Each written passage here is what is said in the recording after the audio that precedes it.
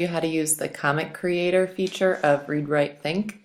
So this is a way for your students to create very basic comic strips. There are other comic makers out there, but this one's very simple to use, very simple to save. So first thing, when you get to this link, this screen will pop up. So very basic, just introduction. What is the name of your cartoon?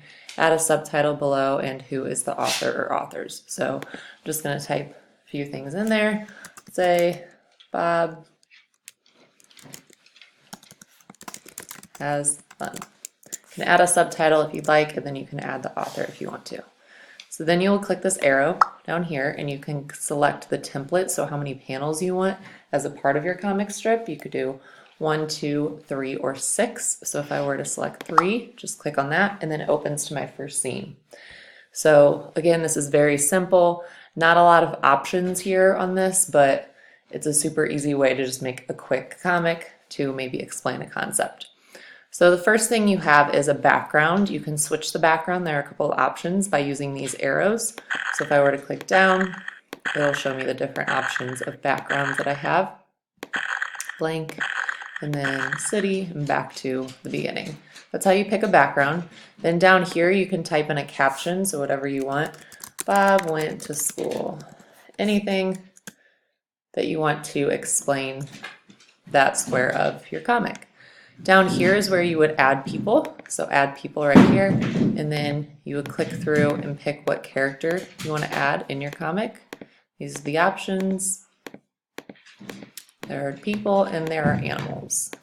So if I were to select this one, I would click and then I just drag it onto where I want. You'll see a little plus sign pop up down here. If I were to click that, it actually changes the skin tone or the hair and the appearance of the person. So you have a couple of options there once you do choose a character. Next thing that you can add is balloons or speech bubbles. So you have options here, different sizes, different shapes, clouds versus the speech bubbles. There are also words, laughing, different noises. So again, if I wanted to, I just click on this, drag it up. And the last thing you can add are props. So if I click on the props, there's just different objects that you can add to your comic. Click through, see everything that they offer. So if I wanted to add a castle, I would click and drag up. It looks like a sand castle. So those are the 3 things that you can add, as well as a caption. If I wanted to make my person talk, I could drag that up, and then you just click inside the speech bubble to say, type whatever you want to. And you can enter, you could type more things, but that's just how you give your characters dialogue. So up here at the top is to get to the next panel. So if I wanted to get to panel 2, I'm just going to add a couple of things. So drag them in there. Let's go. This is completely random, just showing you the different features. Go to the next one. Let's throw in this monster looking guy.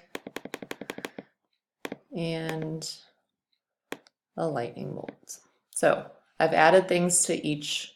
If I wanted to put a caption,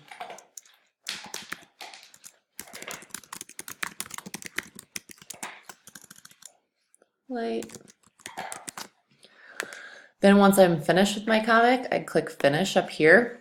You can print it. You can go back and continue editing something maybe you didn't like, or you can start a completely new cartoon. So you can't save or share a link on this, but if I go to print, then it pops up kind of in my print window. I can save it as a PDF that way. So that's one way that you can save it if you don't want to directly print it right there. So you'll see your comic is laid out there and it just shows whatever you added. It's a pretty cool way to make a comic, very easy, like I said, very straightforward. So that is Comic Creator.